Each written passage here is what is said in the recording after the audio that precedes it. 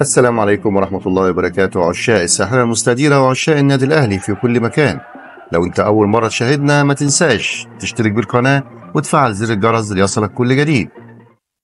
اختار المدير الفني السويسري مارسيل كولر قائمة فريق الأهلي المصري لمواجهة الإسماعيلي غدا الأربعاء. يلتقي المارد الأحمر مع الدراويش ضمن منافسات الجولة 20 من منافسات الدوري المصري الممتاز في اختبار جديد لحصد 3 نقط.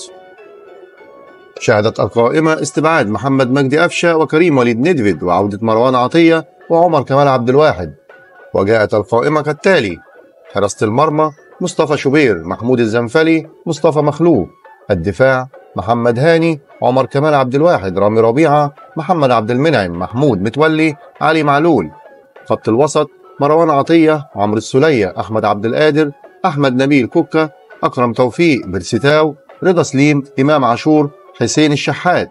خط الهجوم وسام أبو علي، محمود عبد المنعم كهربا، أنتوني موديست.